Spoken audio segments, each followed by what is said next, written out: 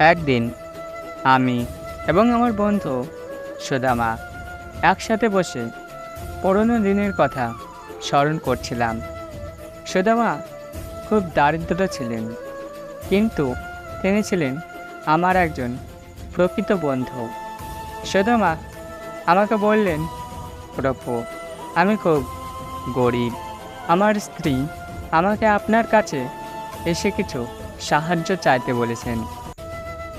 আমি মুচকে এসে বললাম, সুদামা, প্রকৃত বন্ধুত্ব কখনো দারিদ্র, কখনো ধন সম্পদের ওপর নির্ভর করে না।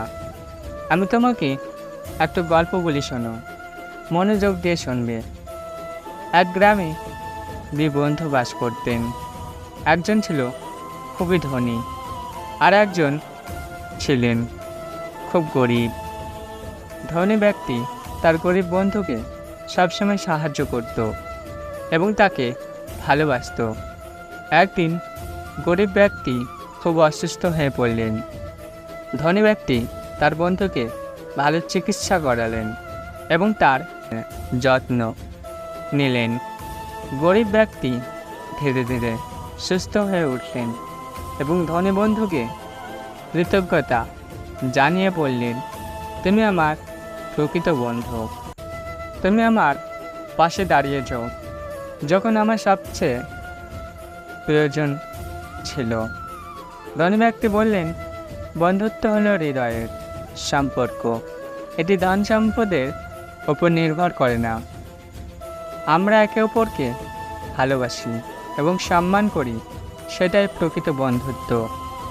আমি বললাম, সুদামা, তুমি আমার প্রকৃত বন্ধুত্ব। আমি তোমার পাশে সবসময় আছি। বন্ধুত্ব হলো নিঃস্বার্থ ভালোবাসা এবং সহানুভূতি। আমি সুদামার হাত ধরে বললাম, তোমার যা প্রয়োজন বলো, আমি তোমাকে সাহায্য করব। সুদামা আমার কাছ থেকে সাহায্য পেলেন এবং ধীরে ধীরে তার দারিদ্র্য থেকে মুক্তি পেলেন। তিনি উপলব্ধি করলেন যে প্রকৃত বন্ধুত্ব ধন সম্পদের ওপর নয়, বরং হৃদয়ের সম্পর্কের ওপর নির্ভর করে।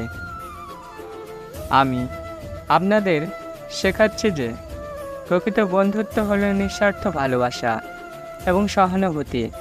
বন্ধুত্ব ধন সম্পদের ওপর নির্ভর করে না, বরং হৃদয়ের সম্পর্কের ওপর ভিত্তি করে গড়ে ওঠে।